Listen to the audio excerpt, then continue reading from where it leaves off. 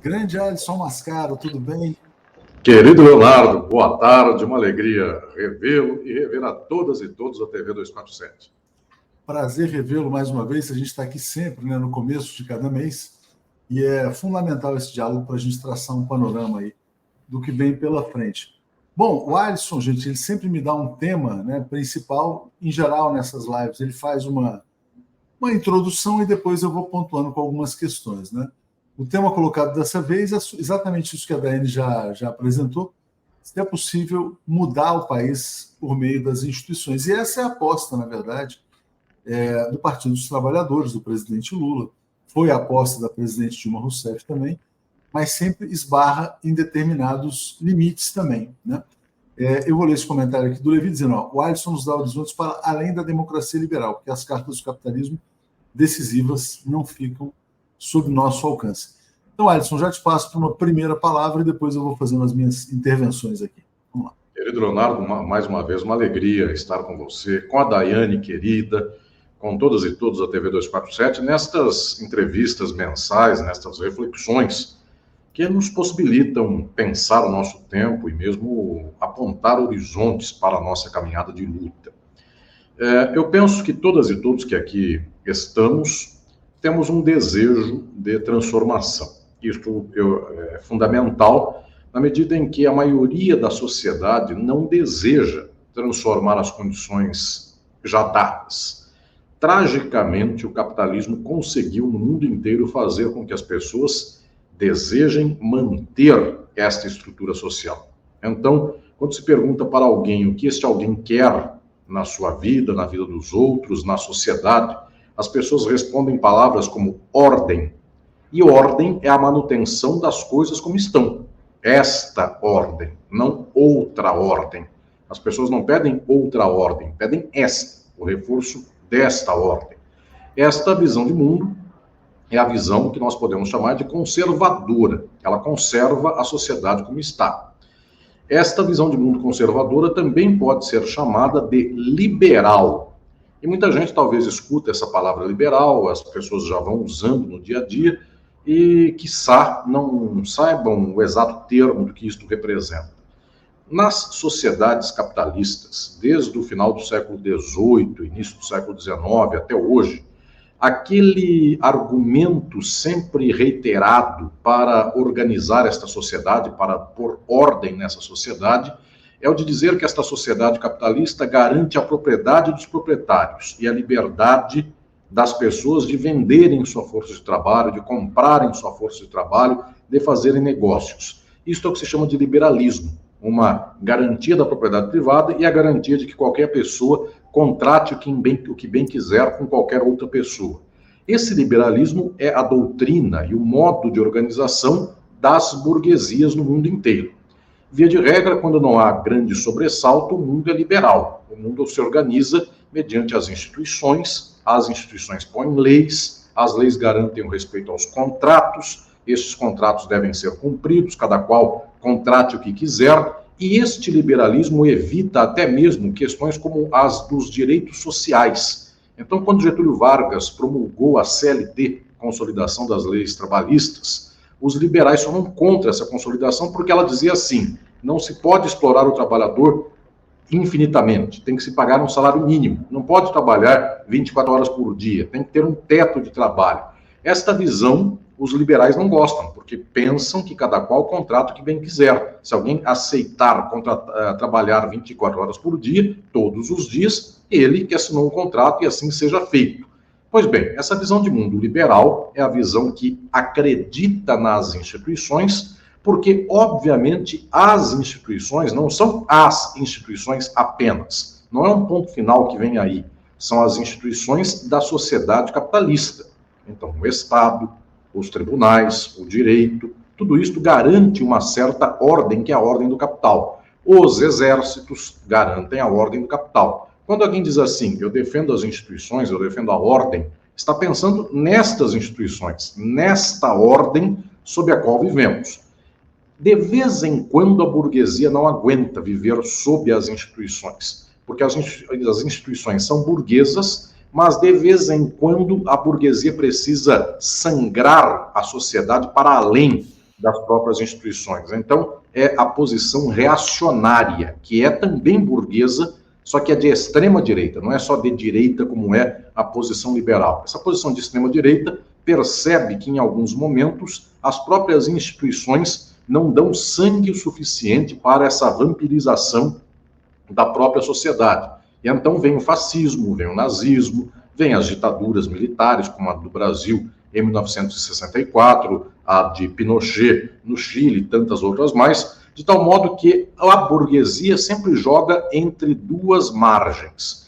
Quando tudo vai bem para ela, a margem das instituições, a margem do liberalismo. Quando há crise, quando há algum descompasso, quando o povo eventualmente está em luta, a própria sociedade, a estrutura do capitalismo vai para a extrema-direita. O fascismo é uma dessas margens. Por isso eu tive a ocasião de publicar há 1 ano e meio, Leonardo, inclusive, querido, me deu a grande honra de estar presente no evento de lançamento do livro em São Paulo. Eu lancei crítica do fascismo para mostrar que o capitalismo sempre irá a margens fascistas se for necessário. Ele não vai se garantir nas margens das instituições. Então, para observarmos aqui que defender as instituições é sempre uma estratégia de defesa do capital. Por que as esquerdas, de vez em quando, entram nesse jogo? Porque, numa certa medida, as esquerdas, quando não organizam a sociedade, elas não têm força para romper com a ordem do capital. Então, uma estratégia, que é a chamada estratégia reformista, é entrar nas instituições burguesas e tentar tirar alguns nacos, alguns pedaços de favores das instituições em benefício do povo, da sociedade, dos trabalhadores. Essa leitura é a leitura reformista, ela tem sempre um ganho imediato e um problema mediato. O que quer dizer a palavra mediato? Esta palavra quer dizer, em médio prazo, em longo prazo, aquilo que não é imediato, aquilo que passa por uma mediação, por um tempo posterior. No imediato, quando as esquerdas defendem as instituições burguesas, as esquerdas não sofrem tanto o chicoteamento da burguesia. Então a burguesia diz, bom, não preciso nem tirar esta esquerda do poder, porque ela está fazendo aquilo que é o interesse meu, burguês. Só que na primeira curva da esquina, a burguesia sabe que é melhor administrar com a direita do que com a esquerda. Porque a esquerda dá alguma coisa em favor do pobre, ela concede algum direito social, simbolicamente ela fala coisas como justiça social, ainda que ela não cumpra aquilo que ela fala, mas esta ideologia não desce na garganta da burguesia. Por isso que a burguesia preferencialmente opta por governos de direita, ou até mesmo de extrema direita. Quando ela não consegue ganhar eleições nas instituições pela direita, então ela opta por uma esquerda adocicada, por uma esquerda que não fala contra a ordem burguesa, que não fala contra a ordem do capital. Esta é uma dimensão pela qual, então, a esquerda entra numa encruzilhada. E que encruzilhada é esta? Defender as instituições que exploram o povo, tentando tirar um pedacinho em favor do povo. Enquanto as esquerdas não operam uma mobilização de massas que empodere a classe trabalhadora, via de regra, essas esquerdas ficam reféns da lógica das instituições. Então, numa certa circunstância na qual a esquerda não tem um poder de massas, além de jogar o jogo das instituições, o primeiro e necessário dever é começar a cultivar esta formação, esta mobilização, esta batalha ideológica das massas, da classe trabalhadora, das mulheres e homens da classe trabalhadora que são exploradas e explorados, porque é assim que, então, em algum momento, não se depende mais apenas do chicote das instituições, mas o povo passa a ter poder. Alisson, afiadíssimo, como diz aqui o Glauco Santos, agradeço a Fátima Salles, que também está apoiando aqui. Vou já fazer uma divulgação aqui do Psicanálise Popular. Alisson estará sexta e sábado no Rio para lançamento de livro e discussão. Onde é que vai ser esse lançamento, Alisson? Na verdade, querido Leonardo, quero até aqui agradecer ao pessoal aí que já está anunciando. Sexta e sábado, depois de amanhã e sábado, estarei no Rio de Janeiro para fazer o último evento da turnê de lançamento de crítica do fascismo. Então, faz um ano e pouco, comecei em São Paulo, o Leonardo esteve comigo naquela ocasião, e encerro essa turnê de um ano e pouco pelo Brasil inteiro, no Rio de Janeiro, na sexta e sábado, na Livraria da 20, lá no centro do Rio de Janeiro. Vai ser uma alegria ver todas e todos por lá, na Avenida Rio Branco, pertinho ali do Teatro Municipal. Vai ser uma alegria estar no Rio novamente e ver todas e todos sexta-noite e sábado de manhã, porque a partir da próxima semana, então para mim é muito simbólico isso, sexta-feira eu fecho os lançamentos dessa turnê de crítica do fascismo no Rio de Janeiro. E na semana que vem começa o pré-lançamento de meu novo livro, que é Sociologia do Brasil. É toda a minha sistematização sobre como pensar o Brasil. Esse livro sai agora de abril para maio, pela Boitempo Editorial. Então, para o mês que vem, inclusive, quem sabe, Leonardo, a gente já até bate bola para falar desse pensamento sobre o Brasil. Você tinha me falado sobre esse livro, né, que você analisa os grandes pensadores brasileiros.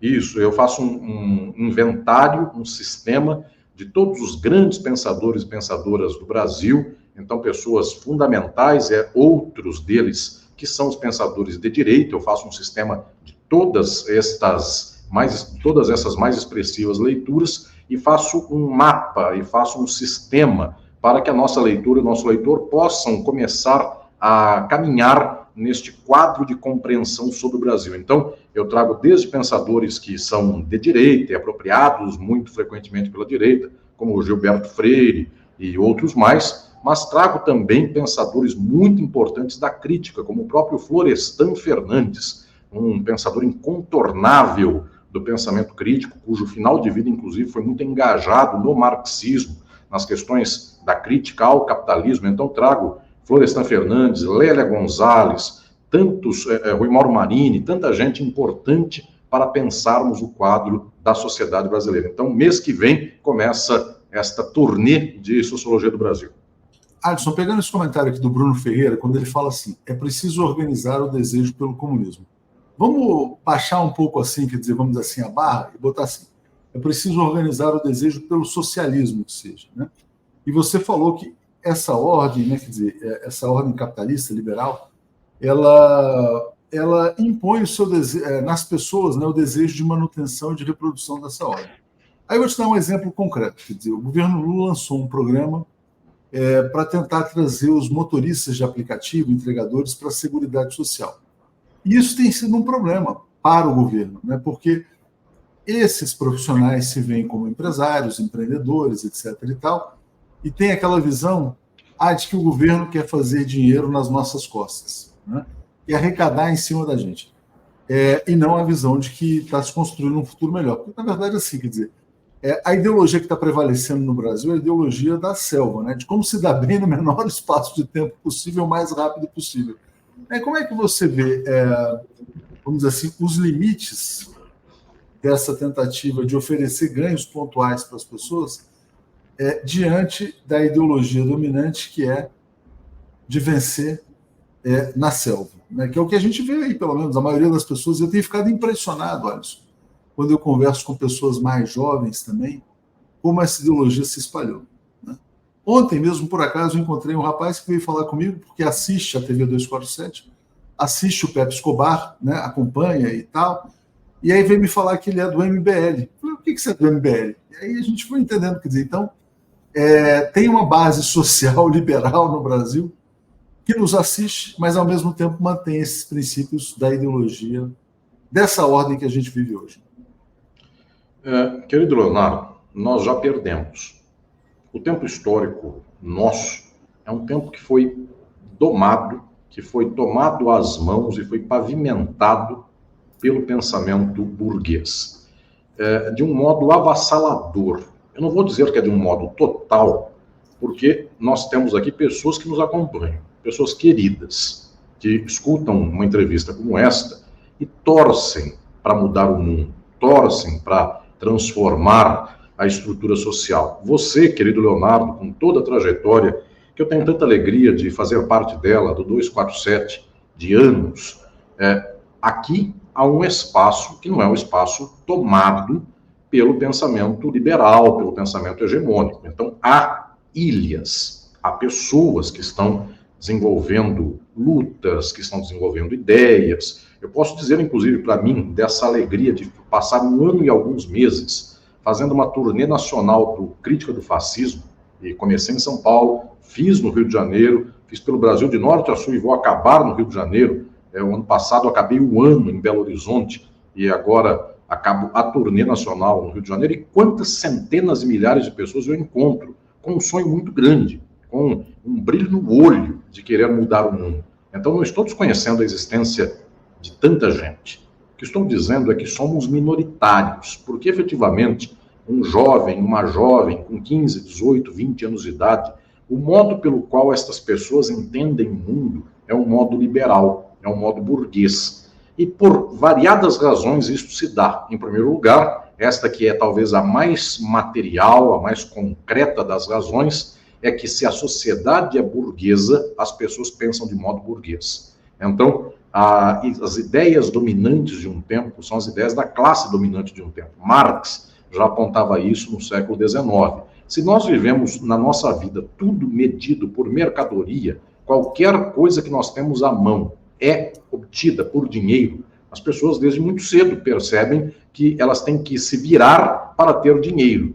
Só que somado a isso, esse é o fato que eu diria que é o mais nodal, é o mais decisivo.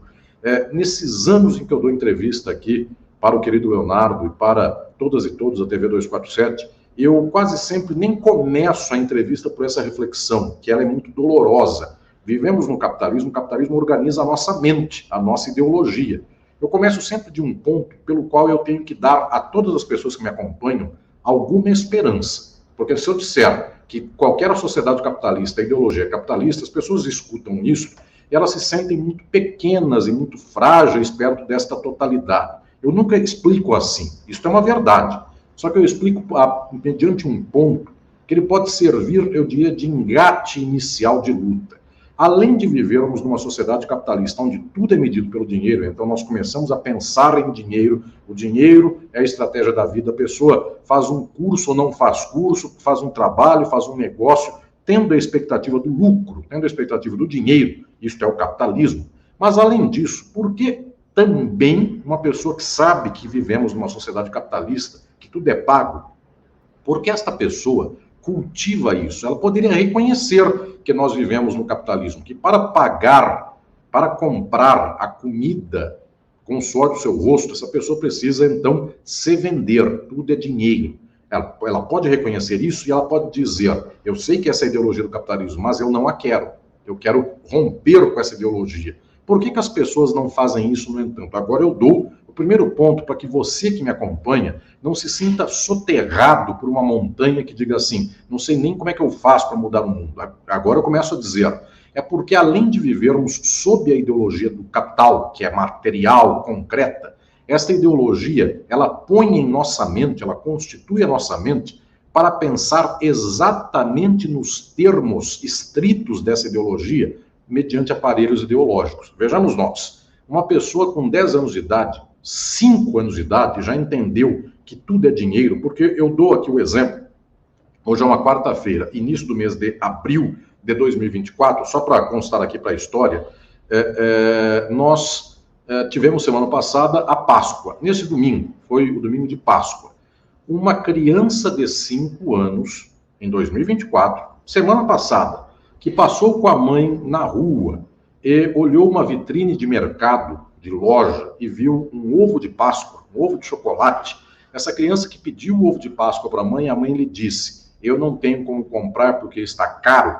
Essa criança tem 5 anos de idade, ela já entendeu que no capitalismo tudo é dinheiro. Então não precisa nem de muita inteligência, não precisa nem de muita sofisticação. Não deu para comprar. Então ela já entendeu, essa criança, o que se passou. É que, além disso, porque aqui está a ideologia do capitalismo em estado bruto, material, concreto, a pessoa sabe que sem dinheiro ela não compra.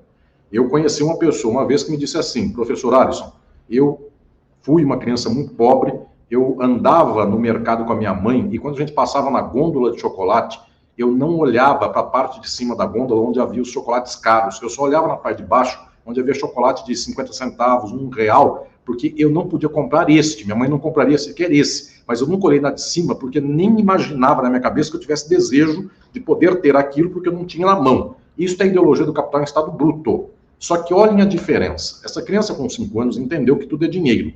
Aos 20, ela ouviu falar de Mises. Ela ouviu falar de meritocracia, de liberalismo. Aqui houve uma duplicação da ideologia. A ideologia em estado material e bruto passou a ser também uma fala articulada sobre liberalismo, por que o Estado não deve intervir na economia, por que os direitos sociais fazem isso ou aquilo, por que o socialismo é isso ou aquilo, e quais são os heróis do liberalismo. Então, John Locke, então, Adam Smith e outros mais, e todo um contexto aqui de louvor ao liberalismo. Percebamos nós que essa segunda camada não precisaria haver. Com 5 anos de idade, 100% de nós entendemos que se a mãe ou o pai ou o responsável tem dinheiro, compra chocolate. Se não tem, não compra. Só que dizer, isto é certo, é assim mesmo, as instituições são essas, o dinheiro é assim, e se eu lutar, se eu for um indivíduo guerreiro 2.0, eu terei mérito e comprarei chocolates. Esta ideologia veio de modo suplementar. É isso que o marxismo chama de aparelhos ideológicos de Estado, uma descoberta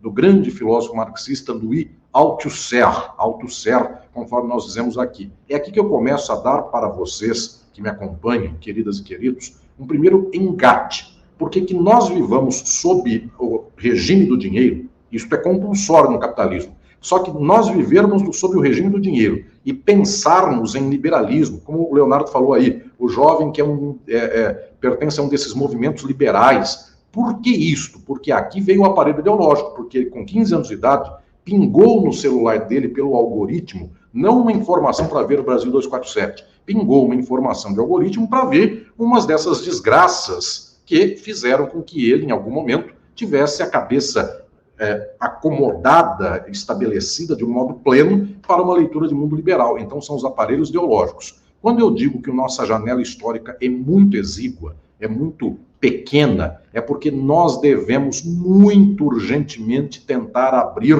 alguns aparelhos ideológicos para mobilizar a nossa gente, porque senão a gente não faz nem sequer esse começo de contraste. Que nós vivemos sob a ideologia do capital é uma verdade, mas se nós não tivermos sequer possibilidade de esclarecer em massa a sociedade a esse respeito, para estabelecer a crítica, nós teremos uma população que toda ela vai de batelada bater palma para o sistema que a explora. Então, nós temos um fenômeno no capitalismo que é um fenômeno chocante, que é o povo defendendo uma ideologia que vem a chicotear o próprio povo. Então, além do capital chicotear o povo se auto-chicoteia defendendo a ideologia do capitalista. Então, se construiu um sistema perfeito de dominação, né? Na verdade, que é uma dominação voluntária, consentida pelos explorados, vamos dizer assim, né? Demais. E por causa disso, ou nós rompemos agora com esse sistema, muito rapidamente, ou então nós vamos cada vez mais nos enfiando numa espécie de amálgama, numa espécie de consolidação da qual nós não saímos. Vejamos nós, na década de 2000 para 2010, foram os 2 primeiros governos do presidente Lula. Essa disputa ainda não estava tão estabelecida, eu diria, na cabeça do povo. Ser de direita não estava tão estabelecido. Todo mundo sabia que o dinheiro compra tudo. Isso desde que há capitalismo. Só que o povo ainda tinha alguma reflexão de que deveria lutar por justiça social, de que deveria lutar por uma amanhã melhor para todos, algo assim. Fez com que o governo do presidente Lula acabasse com 80% de aprovação. Esse terceiro governo do presidente Lula, agora nos anos 2020, esse terceiro governo não consegue arrancar para mais do que um certo ponto. O piso e o teto desse governo são muito próximos um do outro. Por quê? Porque o povo já está cultivado ideologicamente para o reacionarismo. E este cultivo é tamanho que as pessoas têm entusiasmo em ser reacionárias. No Brasil, nos Estados Unidos, na Argentina, pela Europa, é um orgulho da juventude e dos velhos ser reacionário, o jovem ou o velho. Então, o que estou dizendo é que cada vez mais nós estamos vendo uma sociedade tornando homogênea a condição reacionária. Esta forma de ideologia está se expandindo. Leonardo, querido, eu diria que daqui 5 ou 6 anos, quando nós virarmos para os anos 2030, se nós seguirmos nesta toada, nós chegamos a 70% da população do Brasil de modo reacionário, cultivada de modo reacionário. Ou seja, não basta apenas estancar este crescimento do reacionarismo, é preciso muito rapidamente fazer batalha de ideias com o nosso povo. Eu diria que este é um enfrentamento urgente e necessário, e toda vez que os governos de esquerda não fazem isso, eles só entregam o resultado e não cultivam o horizonte crítico na sociedade,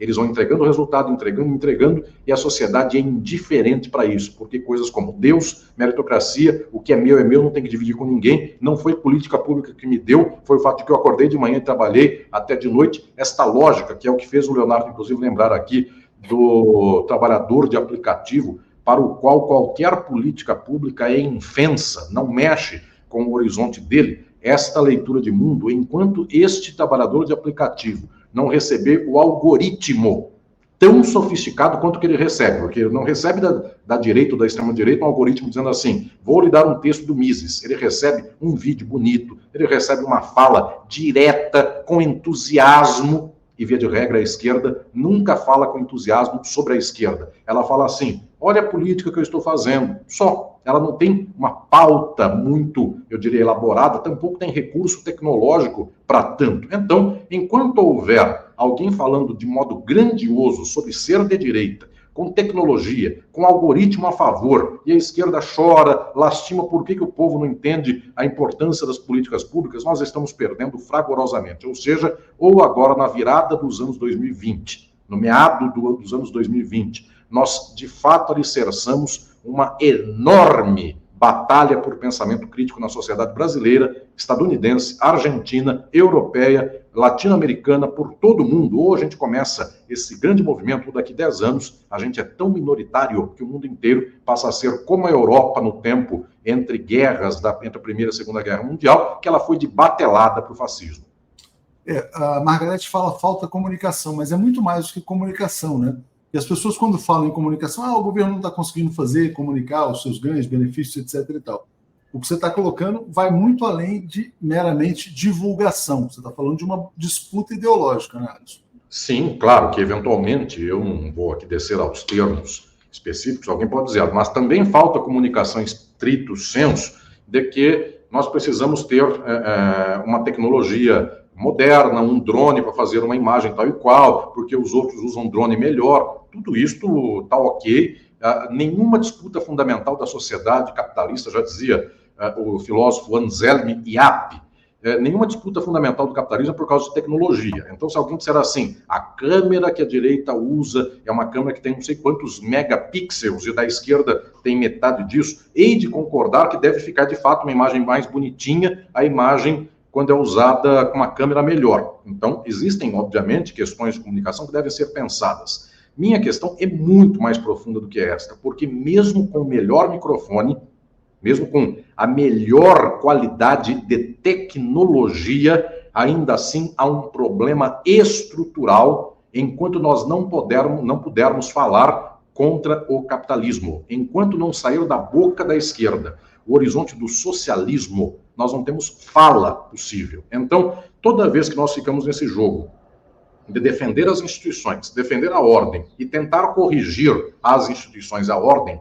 este jogo tem um problema, esse jogo tem uma contradição, porque ao mesmo tempo se quer mudar alguma coisa e ao mesmo tempo não se quer mudar o fundamental. Esse discurso, as pessoas percebem que ele não consegue entregar um resultado rápido. A extrema-direita entrega um resultado rapidíssimo. A extrema-direita diz assim, é preciso quebrar com tudo que está aí. Esta frase é tão redonda, tão imediata, que com o pior microfone do mundo, uma pessoa que está no pior dia da sua vida, trabalhando ou sem trabalho, a mulher chutou o traseiro dele ou ele chutou o traseiro dela, não importa o quê, o filho abandonou o pai está no hospital, qualquer coisa assim, a vida da pessoa não está fazendo sentido. Quando escuta uma palavra de extrema-direita dizendo assim, está tudo errado, vamos quebrar tudo e mudar tudo, isso parece que tem um encanto para a pessoa, porque mobiliza em um grau muito forte de desejo. É aquilo que quem segue este horizonte de ciência, que é a psicanálise, um horizonte fundamental, descobriu desde Freud, que é a pulsão, portanto, um dado do nosso inconsciente, que é a pulsão de morte.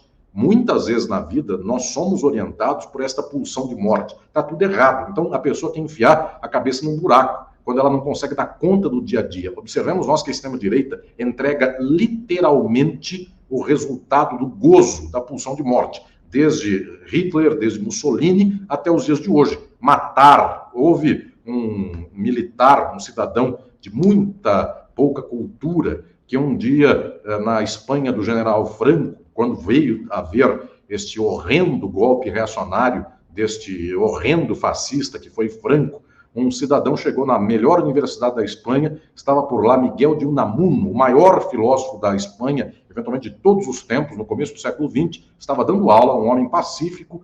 Chegou lá um militar qualquer de baixa patente, ou de média patente, já era oficial, chegou com uma tropa de militares também muito pouco ilustrada culturalmente, no meio da universidade, abriu a porta da sala de aula do Unamuno, um homem de uma grandiosidade imensa, um pensador cristão, inclusive, muito humanista, muito bem assentado.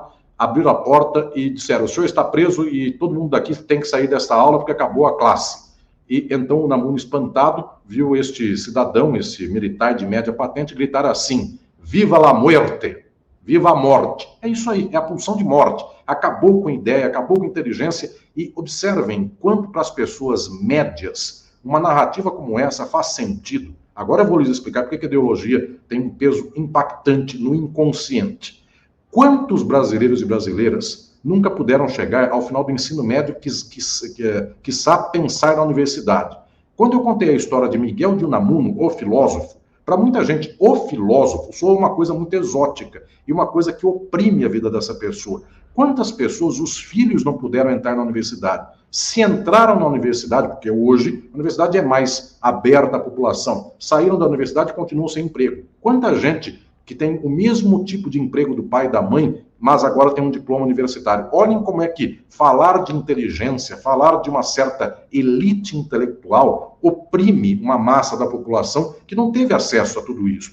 Então, quando alguém chega e diz assim: viva a morte, acabe com a universidade, isto é um encanto para o inconsciente de mais da metade da população de qualquer país do mundo, que não teve acesso a esta cultura de elite, ou se teve acesso, não teve não cobrou condições para isso. Ou seja, a maioria das pessoas não está querendo defender a universidade ou o filósofo Miguel de Unamuno. Desses que eu estou contando aqui, talvez um ou outro de vocês, uma ou outra de vocês, até jogue aí na internet Miguel de Unamuno, quem foi essa pessoa, etc. A maioria, mais um filósofo, mais uma pessoa pedante no mundo, está certo mesmo, é assim que tem que funcionar. Ou seja, a ideologia do capital, ela fala diretamente e ela esgarça e toca algum sentimento do povo. Essa ideologia da centro-esquerda que é o problema, porque ela deveria, se ela fosse de esquerda mesmo, dizer: está tudo errado, e a extrema-direita não consegue mudar o mundo, porque ela defende o banco, o latifundiário, o explorador do Uber e da plataforma que explora o coitado do trabalhador. Esse povo é que está enganando a nossa massa trabalhadora. Seria a esquerda que deveria falar isso. Mas quando a esquerda diz assim: temos que respeitar as leis, temos que respeitar os contratos,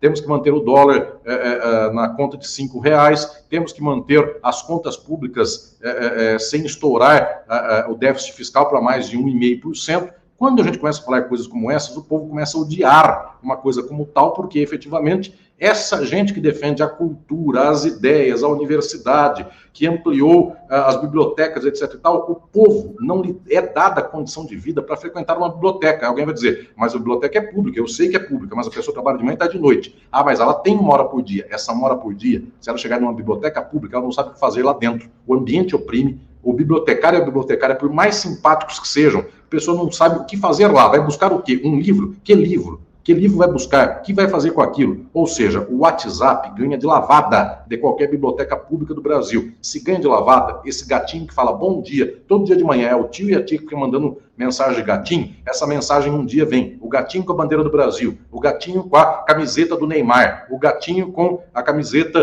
do jogador tal e qual. Isto já é o fascismo sendo implantado com gosto. E aí a biblioteca pública, que põe lá uma bandeira de esquerda, ela é odiada de modo violento.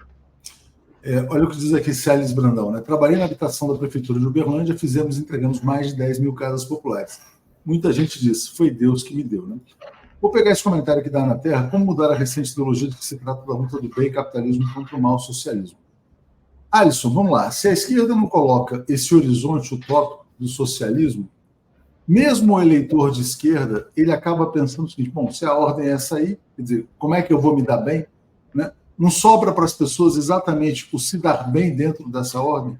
Se dar bem, se proteger, ter o seu patrimônio, cuidar, ser um empreendedor, fazer bons investimentos, multiplicar seu patrimônio, eventualmente morar num condomínio fechado para ter uma segurança, afinal você é até uma pessoa, diria assim, quer dizer, que gostaria de ter uma sociedade igualitária, mas já que ela não foi construída, a culpa não é sua, porque você desejou, mas o sistema não permitiu, você também tem que se proteger. Você não acaba vendo assim, quer dizer, muitas pessoas até que seriam progressistas na origem, à medida em que progridem e se dão bem, sendo empurradas para o conservadorismo / reacionarismo, como até estratégia de defesa?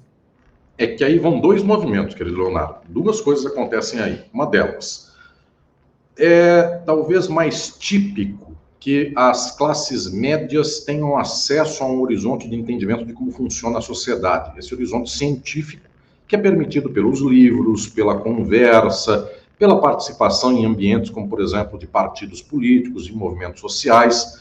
Os movimentos sociais, por mais que eles sejam diretamente do povo, via de regra, eles têm uma vanguarda, eles têm algumas pessoas que se destacam, que elaboram as ideias e que são de classe média. Então, é mais típico que a classe média possa receber informações sobre Marx, Lenin, Rosa Luxemburgo, Mao Tse-tung e outras figuras mais, e pensar uma circunstância histórica. Quanta gente do povo já ouviu falar de Marighella? Pouca gente. Quantas pessoas, eventualmente, da universidade já ouviram falar de Marighella? Um pouco mais de gente. Também não é tanta gente assim, mas é um pouco mais de gente. Então, é óbvio que alguns setores que eu diria que são potencialmente mais expostos às posições críticas, esses setores, com o passar dos anos, essas classes médias, elas vão percebendo que não há uma voz de comando, não há uma linha de luta, não há uma mobilização de massas. Essas pessoas vão esmorecendo, vão tocando a própria vida, e aí é essa figura mesmo que o Leonardo já aqui expôs. A pessoa diz assim, já que eu não mudo o mundo, eu vou cuidar aqui dos meus filhos, vou comprar uma casa no condomínio, porque eu tenho 3 crianças, se eu deixo as crianças na rua é ruim, eu tenho 5 filhos, então é melhor eu deixar num condomínio fechado, onde tem um campo de futebol, um parquinho, etc, etc, etc.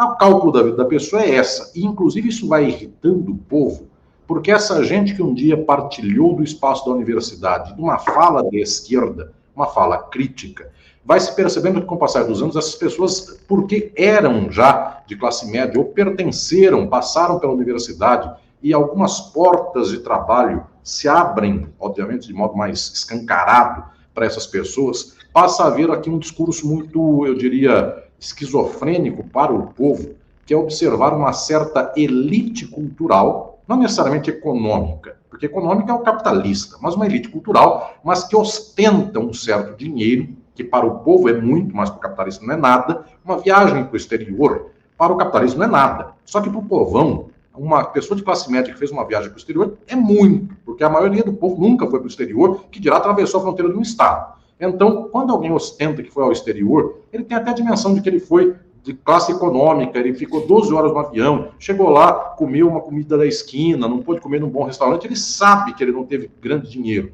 Mas para o povo que está aqui no Brasil, alguém que foi para Paris e rodou por lá, no Montmartre, Montparnasse, Cartier-Latin, etc., essa pessoa escuta uma pessoa aqui do Brasil, alguém contando um negócio desse, conta o seu perrengue de pobreza em Paris, e soa exótico, soa até com raiva, o povo tem raiva de uma visão como essa, porque é um rico falando de esquerda. Então, no final das contas, essa posição de esquerda, ela passa a ser uma posição pedante, e ela é muito típica hoje, inclusive, de nossos companheiros e também de nossas companheiras, de uma posição de mundo que eu chamo de esquerda liberal. Então é uma posição que diz assim, se todos podem ter uma bolsa, porque eu não posso ter? Se todos podem ter um carro importado, porque eu não posso ter? Então começa um discurso de posição, de marcação de uma certa fragilidade que dá direito a pessoas tentar qualquer coisa. E, obviamente, as pessoas podem ter no capitalismo que bem entendam, mas a grande questão é o jactar-se da posse, é o gostar de exibir a posse. Isso irrita muito a nossa gente do povo, que percebe que a classe média de esquerda, essa esquerda liberal, ela se dissociou, de fato, de uma luta com com o próprio povo. Então, eu diria que um pedaço vem daí, de vermos que é um caminho quase natural das ditas elites culturais dos Estados Unidos e do Brasil, da Argentina,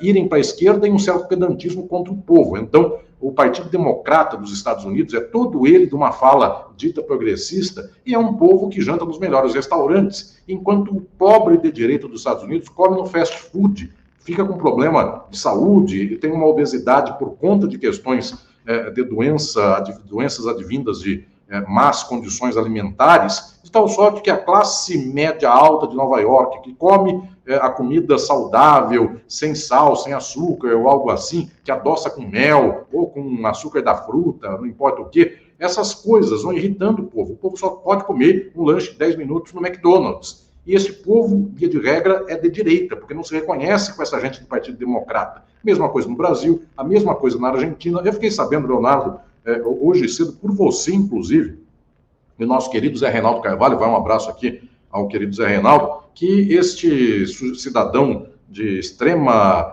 má história pessoal e de péssimo governo, que é o Javier Milei, mandou demitir os funcionários, mais de uma centena de funcionários da Biblioteca Nacional da Argentina. Não foi uma notícia que você deu hoje cedo, inclusive, enfim, demitiu todo mundo por lá. Muito bem. Para nós, sou algo como um desplante, acabar com a Biblioteca Argentina. Como é que vai remontar uma geração daqui a pouco que sabe onde estão os livros, que sabe como cuidar de livros que estão quase se estragando? Perdeu uma geração de bibliotecários e bibliotecárias. Para o povão, queimar uma biblioteca e nada dá na mesma. O cara está tentando ver se consegue gás para se aquecer no dia de amanhã. A Biblioteca Nacional da Argentina, essa gente pedante que vai discutir Jorge Luis Borges e outros mais da Argentina, Julio Cortázar e outros mais, essas coisas parecem para nós uma espécie de, para essas pessoas, parecem uma espécie de horror que humilha a essa mesma gente. Então, se disser assim, a obra do Cortázar se perderá, a obra do Borges se perderá historicamente, o povo não quer saber de Borges, o povo quer saber de comida amanhã cedo. Observemos nós como a extrema-direita fala mais diretamente a ideologia do povo. Como é que esta organização de mundo funciona melhor? Aí quando, eventualmente, o Milei, volto a falar aqui de instituições, quando o Milei diz assim, é mais bala e mais prisão e menos biblioteca,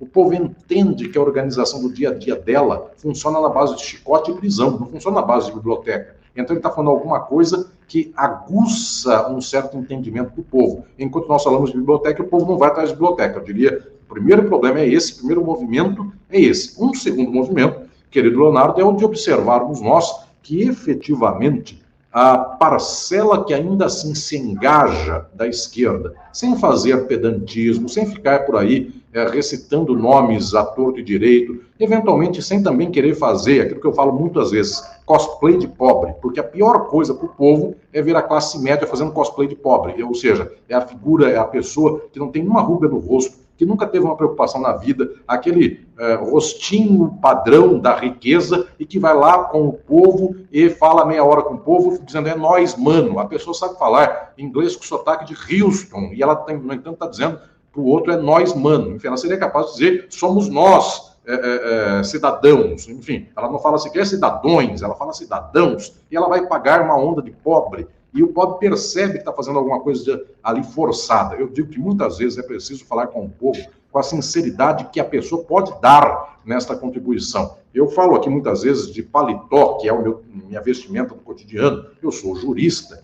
E o povo entende que isso é uma posição que não é de ofensa, é uma posição de uma realidade. Eu não estou tentando fingir que eu não sei ler livros, que eu saiba dizer é nós, mano. Enfim, na minha condição, bem como a de um médico, bem como a do engenheiro, bem como a da pessoa que é a professora, a enfermeira, o enfermeiro, cada qual entrega o que pode dar para esse contexto social. Bem como a classe trabalhadora entrega coisas fundamentais. E nós não precisamos fazer cosplay do outro, nós precisamos imitar o outro para ver se o outro gosta da gente. Cada qual entrega o que pode entregar. Eu diria que falta também aqui uma certa aderência às massas, mas não copiando, simplesmente, se o povo é reacionário, eu chego lá. Se o povo fala errado, eu parto do princípio que eu tenho que falar errado. Não, nós podemos, inclusive, melhorar o povo. Então, eu diria que é preciso um processo de trazer as massas, aí sim, para uma luta que não seja apenas um certo narcisismo de identidade, eu e o povo, a gente se olha e todo mundo acha que é um igual ao outro, mas que haja um horizonte de transformação, pelo qual falta a mim e falta ao povo as condições de chegar lá, mas lutemos juntos para isso.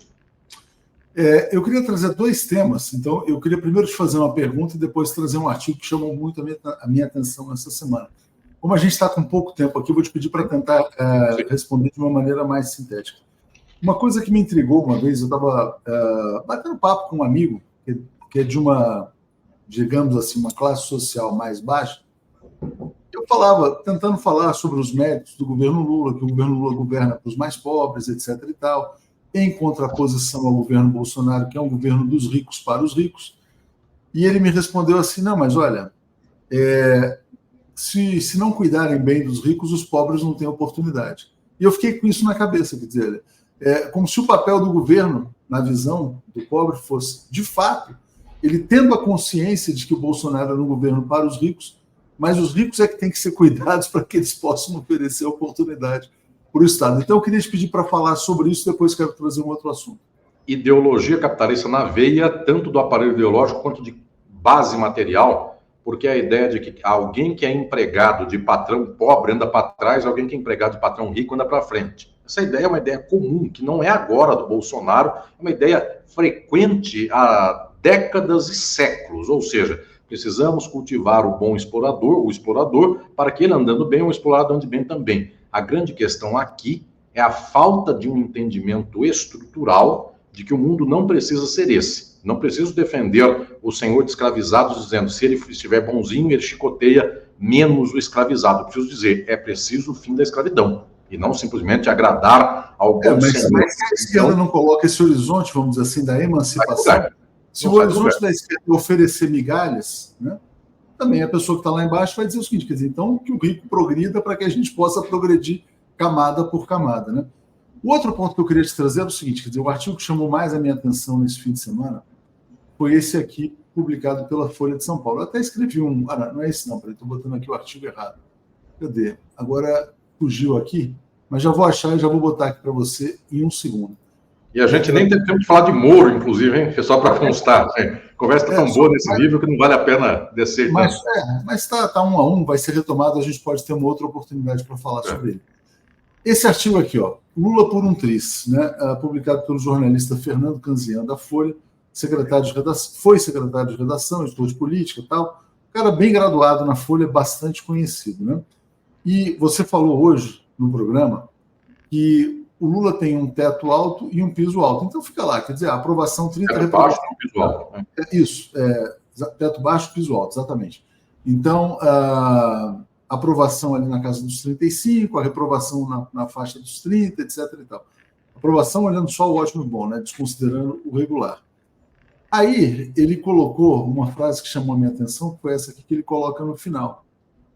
Ele fala assim, olha, neste momento não é improvável que mais da metade do país só esteja à espera de um bolsonarista minimamente civilizado. Então, o problema do bolsonarismo, na visão dele, quer dizer, não seria o bolsonarismo em si, como ideologia liberal, mas seria a falta de civilização, a falta de modos, né? E se a gente vai olhar com profundidade, se é bolsonarista, não é civilizado. Se é civilizado, não é bolsonarista. Né? Então, será que as elites brasileiras, a classe dominante, até mesmo os setores da classe média do povão, estão só buscando, vamos dizer assim, um Bolsonaro que seja apresentável para enfrentar o presidente Lula, que está nessa situação de piso alto, teto baixo? Eu poderia dizer aqui, querido Leonardo, sobre isso, é uma urgência tamanha, é um desespero tamanho do nosso tempo, por mudarmos este caminho, esta forma de luta. Eu poderia dizer que nós estamos, enfim, no último momento de uma tragédia, mas muita gente ficaria assustada com isso, então vou me permitir dar o exemplo dos Estados Unidos, e de lá eu ilumino o exemplo daqui. Trump é o horror que é, e fez por lá o 6 de janeiro deles, que foi também outro escândalo.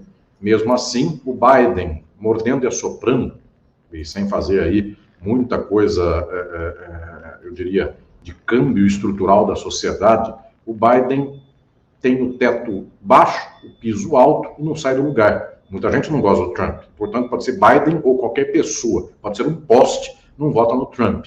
Mas cada vez mais o povo que não vê horizonte, o povo que não tem esclarecimento a não ser o esclarecimento do capital, das religiões, da ideologia de extrema-direita, esse povo vai entusiasticamente para o Trump, ou seja, o Trump vai voltar por condições normais de temperatura e pressão, o Trump é o próximo presidente dos Estados Unidos. Então, esta é uma tragédia muito grande, porque o governo posto aqui no Brasil, no modo pelo qual ele está, sem rasgar este tecido social, ele tem que ter muita sorte de que o outro lado não esteja minimamente unido, de tal modo que, então, ele consiga ganhar por 1% dos votos. O Lula, em algum momento, o Brasil tinha uma história de ter potencialmente 2/3 dos eleitores votando até no PT, dadas as circunstâncias do Lula. Nós tivemos isso até com a Dilma.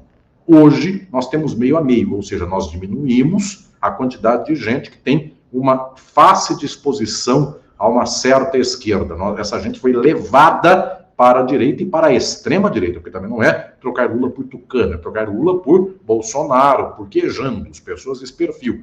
E nós não estamos estancando esse processo. Pelo contrário, eu penso que daqui 5 anos nós chegaremos a 2/3 de brasileiros e brasileiras que votam na extrema-direita. Esse padrão também não é uma novidade. O Brasil, em alguns momentos da história, o Brasil foi Arena, o Brasil foi Adhemar de Barros, o Brasil sempre teve esse potencial, só que nós estamos perdendo rapidamente essa condição. Então, eu diria que se nós não tivermos aqui uma mobilização muito rápida de luta ideológica, não há garantia nenhuma de que o sucesso parcial das águas brandas e da temperatura morna daquilo que estamos levando aqui nesta quadra de governabilidade, não há garantia nenhuma de que isso mova alguma peça para 2026.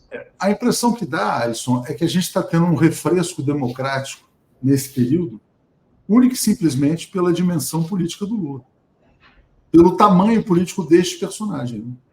Sim, e exatamente esse o desespero, porque esta figura, ou este processo se destrava a partir da figura do presidente Lula e permite uma mobilização social extraordinária, ou depender da figura do presidente Lula, nesses termos, cuja figura, inclusive, hoje já é altamente, eu diria, combatida na prática por 50% da população, este jogo já acabou aí, ou seja, depende de 1% de votos, depende do azar, depende das circunstâncias, depende da sorte, e qualquer bolsonarista, eu diria, que saiba amarrar o sapato, que saiba comer com talheres, é preferencial ao neoliberalismo. A Faria Lima odeia o Lula de todo modo. Qualquer pessoa que pareça mais aderente às plataformas de extrema-direita, a Faria Lima privilegiará. Então eu diria que o problema central não é nem sequer o povão e sua ideologia de massa, porque é um problema enorme isso. O problema é que o neoliberalismo não foi tocado, ele não foi sequer mexido.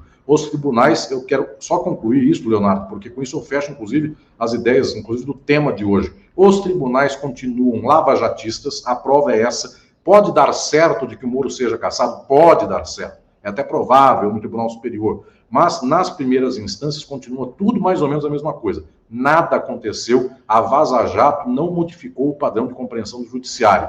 Os militares se abriram em termos de conhecimento e pensamento e posição para se tornarem mais nacionalistas, mais progressistas? A resposta é não. Então, eles não podem ser melindrados, eles não podem lembrar do que fizeram 60 anos atrás, senão eles se desgostam e dão um golpe. Ou seja, continuamos no mesmo quadro das instituições militares. E os meios de comunicação de massa continuam hoje cedo, você próprio, Leonardo, deu essa notícia, enfim, de manhã, a Globo, o Estadão continuam fazendo o apoio substancial à Lava Jato, ao Sérgio Moro e outros mais. Então também não aprenderam nada com os movimentos recentes. E o mercado financeiro e a Faria Lima continuam, obviamente, preferencialmente de extrema-direita. Então Paulo Guedes ainda passa por figura referencial e pessoas desse mesmo naipe serviriam aqui de contraposição ao próprio movimento desta posição de centro-direita e centro-esquerda que estão no entorno do presidente Lula, ou seja, nós estamos com as mesmas estruturas já postas, com as mesmas instituições,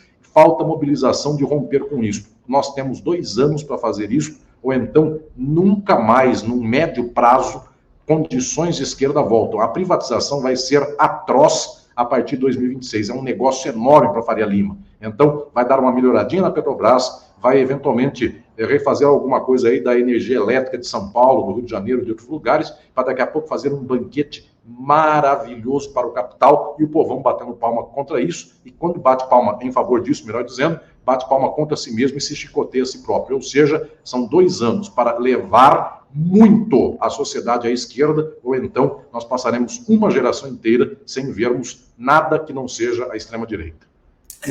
Fazendo uma analogia com o mundo agrícola, né? Isso é como se os governos progressistas fossem períodos de engorda para o capital, né? Você faz a engorda e depois eles vêm e abatem, né? Aí depois você não tem mais o que engordar, né? Esse pode ser o problema. Eu só lhe dou um exemplo. Imagine se há uma posição que eu diria que seria magnífica, de esquerda, de reestatizar a energia elétrica de São Paulo. Como parece que existe um certo verniz, não de reestatização, mas de retomada da concessão, provavelmente vão dar novamente essa concessão para outra empresa privada. Isso seria uma tristeza, porque deveria ser o exemplo nacional de retomada das estatais à energia elétrica de São Paulo, porque a ideia fundamental é que saia desde Itaipu até a casa da pessoa um sistema elétrico integrado, bem como o petróleo é do poço à bomba de gasolina. Deveria ser a mesma coisa que a Petrobras. Mas vamos pensar que São Paulo fosse retomado aqui, em São Paulo, a energia elétrica e a tal Enel se tornasse, então, Companhia Brasileira de Energia Elétrica, ou então Furnas Nacional em São Paulo, alguma coisa dessa. Pois bem, se isso acontece, nós liberamos energias para poder politizar o Brasil de um modo grande. Só que não pode só retomar, porque se retoma sem politizar o Brasil, daqui 2 anos tem um prato muito bem servido para a extrema-direita. A Faria Lima vai salivar para que ganhe um bolsonarista ou alguém extrema-direita, porque se reestatizar em 2024, em 2027, está inteirinha, 100%, para ser privatizada. Olha o lucro extraordinário que advém daí, olha o negócio extraordinário que advém daí. Tem que reestatizar e mobilizar as massas, porque senão, daqui 3 anos, daqui 2 anos, o povo vota em quem vai privatizar, com esses argumentos aí de extrema-direita, e daqui 3 anos o povo bate palma por esta privatização. E daqui 4 anos o povo sofre no seu lombo as dores dessa mesma privatização. Exatamente. Vamos recortar, sim, a Olivia está pedindo um corte. Agradeço mais uma vez ao Alisson Mascaro. Quem sabe a gente faz uma outra entrevista extraordinária nesse mês de abril. Dependendo aí da conjuntura, a gente se articula para estar aqui novamente. Obrigado, Alisson. Obrigado. Rio de Janeiro, sexta e sábado aí, para fechar a turnê de crítica do fascismo. E a partir de semana que vem, podem acompanhar pelas redes sociais, saem os eventos para pré-lançamento e lançamento de Sociologia do Brasil. Obrigado, vamos falar sobre esse novo livro, acho que pode ser bem importante. Vai ser uma alegria. Obrigado. Abraço, obrigado. Até mais.